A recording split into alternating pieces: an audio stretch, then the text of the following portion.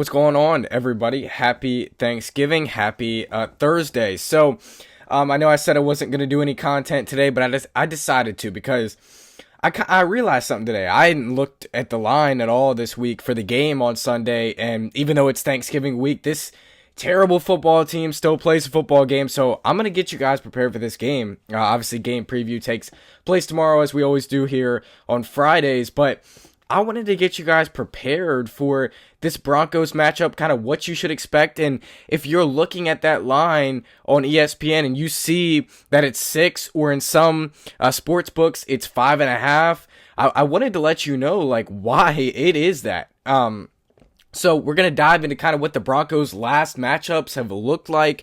But before we do all that, make sure you guys hit the like button on this video. Make sure you guys subscribe to the channel, trying to get to 3,000 subscribers. And by the way, at the end of this episode, I'll talk about Thanksgiving and, how this is just such a special thing that you guys have given me. So I'll talk about that at the end of the episode. But first, let's get to the Broncos. So as you know, as I said, on most sports books, this is a 5.5 point matchup.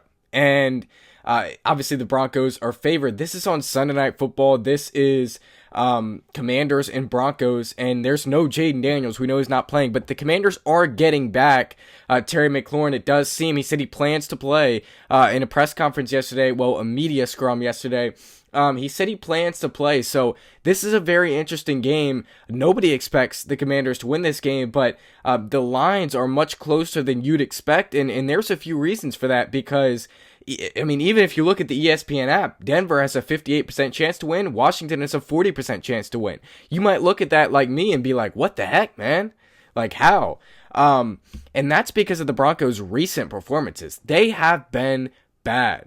This Broncos team has not capitalized on bad teams this year. They have not taken advantage of bad teams. If you look at this team, they have not had many good performances this year. Now, they're 9-2. They have 9 wins. They've found a way to get those wins, but if you look at the way they won those games, it's not very impressive. First off, let's take a look at the Broncos versus the Titans week 1. It's 20-12 versus the Tennessee Titans. We know the Titans are 1-10 at this point in the season. 20-12. That's all they beat them by. So that's not very impressive, and we can't really talk about that game too much because it's week 1. You don't really know what you have. You're preparing for the season up ahead. You're getting guys back, so you don't really know what you have. So, okay, we'll excuse that. Colts beat the Broncos week 2, 29-28. That's another close game. Chargers beat the Broncos 23-20. That's another close game, but keep in mind the Broncos lost those games. So we don't really need to talk about those games. I want to dive into why they have not been able to play good football against bad football teams, because that's what we are right now as the Washington Commanders. We're a bad football team. So if you look at it, the first team that I see on here that's bad, that they really did bad against was the Jets, the New York Jets. So they beat the New York Jets 13-11 on October 12th. 13-11. They have turned the ball over. They have made mistakes. If you take advantage of them, and if you say, no, we're going to win this game, we are not going to make mistakes, you can beat this football team. They are a winnable football team, and I think that's why the line is only 5.5 on the ESPN app, is because of that reason. If you look at their next game directly after that on October 19th, they beat the Giants 33-32 in a game that the Giants were up, 20-0 in the fourth quarter? I think it might have been even higher. I think it might have been like 30-0 in the fourth quarter. And the Giants, just because the lack of leadership and the things that they don't have, the quarterback and stuff like that, they were not able to hold that. But they beat the Giants by one. I mean, you saw the Giants be able to take advantage of the Broncos. And I think with this leadership, with this team that we have, we could have held that lead. But it's all about fast starts, and we'll talk about that tomorrow on the game preview. Obviously, I always gives you my keys to victory. We'll talk about that more tomorrow, but if you look at it, the Broncos beat the Texans by 3. Texans are 6-5. They're a solid football team. I will say that. They're not a bad football team, but they only beat them by 3. Then if you go to November 6th, on Thursday Night Football, they beat the Raiders by 3 points. It's 10-7 in this Raiders game. It was Thursday Night Football, 10-7. That's it. Bo Nix was not good in that game. If you look at his stats, Bo Nix had 2 interceptions in that game. If you can force Bo Nix to make turnovers, you can keep this game pretty close. So on November 6th, they only beat the Raiders 10-7. That's it. So there's another example of what I'm talking about on how you can beat this team. Now, they have had some good wins. They beat the Chiefs 22-19 a few weeks ago. So that's a good win. And that's really all they played. They're coming off a bye week this week, I do believe. I don't think they played last week. And then so are we, obviously coming off a bye week. But what I'm trying to say is this team is very beatable. So again, I don't want to get into too much of this game and too much of the keys to victory, but this Denver Broncos team is barely beating bad teams because it's due to a combination of things. It's an inconsistent offense that, again, will turn the ball over. They are kind of careless with the football at points. Persistent penalties. If you look at their penalty numbers, they have had to deal with a lot of penalties. This team is playing some undisciplined football at this current moment. Slow starts. I think if you get off to a fast start versus this Broncos team, you don't know what can happen. If you get off to a fast start versus this Broncos team, you can take advantage of this game. You can do what the Giants did, but many teams also wouldn't finish how the Giants finished. You're going to hold this lead, right? I think most teams are holding that lead with the momentum that you have, but most teams aren't the Giants, too. Most teams don't have that leadership that they have. So the Broncos have really been getting off to slow starts. They have a strong offense, but the offense has struggled with scoring and consistency, honestly, and it looks like a little bit of growing pains. So you get off to a fast start, you capitalize on them and their penalties, and you take the ball away. Like, you don't know what can happen in this game. This game could be a very, very winnable game for the Washington Commanders. And then again, that's all going to lead back to the point why this line is only 6 for the Denver Broncos. Whoa, wow, voice crack. Holy crap. Why this line is 5.5 in some places, 6.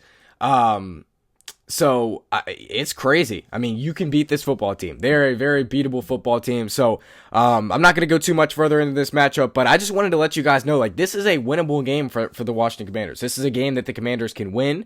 This is a game that the Commanders can come out of here with the dub with, because that's why the ESPN thing says 40% chance for the Commanders. Like, you would have thought it would said like a 20% chance for the Commanders, 80 for the Broncos. That's what you would have thought coming into this game. But it's just not that. We're getting guys back. No, we're not going to have Jaden, but we're getting guys back. We're getting healthier. And the defense looked better versus the Dolphins. Granted, it is the Dolphins. They're not very good. So you just have to look at that and say, the Washington Commanders may have a chance in this game, in my opinion. So let me know your thoughts in the comment section below. So let's finish out with a little bit of Thanksgiving talk. Let's do 5 things I'm thankful for, Commanders edition on Thanksgiving. So 5 things I'm thankful for. First off, I am thankful for, I'm going to combine these 2 things into one. I'm thankful for a quarterback and left tackle. These are the 2 positions that are covered on this football team. These are the 2 positions that are covered. Our quarterback, Jaden Daniels, he's a superstar. He's not injury prone. He's had some issues this year with injuries. I fully believe we're back up in 2026 with him. I know that he is an elite quarterback. Left tackle is covered for the next 3 or 4 years with Laramie Tunsil. And then left tackle is covered for the next, 5 years, 6 years with Josh Connerly. So, because he's just going to switch over to left tackle. So I'm thankful for that. Number 2, I'm thankful for a head coach. I'm thankful for real leadership in this Commanders locker room. I'm thankful for Dan Quinn and his leadership and his the way he came in here and gave his leadership. Number 3, I'm thankful for last season, 2024. I've never experienced a season like that in 2024 where I was able to experience a NFC championship matchup. Granted, we lost, but I experienced 2 playoff wins, something I've never experienced. This team gave me joy like none ever. 4, I am thankful for this Commanders Super Bowl era uniforms. I'm very thankful for those uniforms. We're going to wear them Sunday night. Very thankful for those. I have a jersey. Those things are sweet. Thank you, Josh Harris, for bringing those. Thank you, Josh Harris, for bringing those and letting us feel some of our past, getting that back. I'm also going to combine into number 4. Thank you, Josh Harris, right, for coming in here, changing everything. Thank you, Josh Harris. Number 5, this does relate to the Commanders. I'm thankful for this Commanders YouTube channel. Thank you guys for giving me this platform.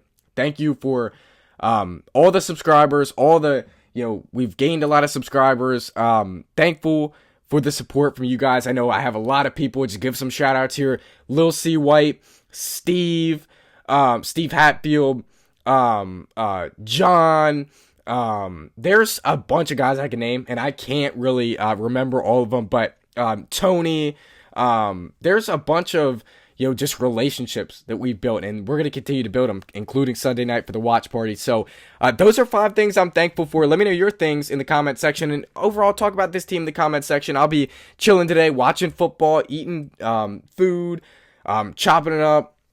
So I'll be checking my comments today, and I'll respond to comments. So that's going to do it for me right now, though. You guys have a great Thanksgiving. I'll see you guys tomorrow for the game preview. As of right now, though, I'm going to get out of here. Hail to the Commanders, as always. Pray for the Cowboys to lose today, and peace.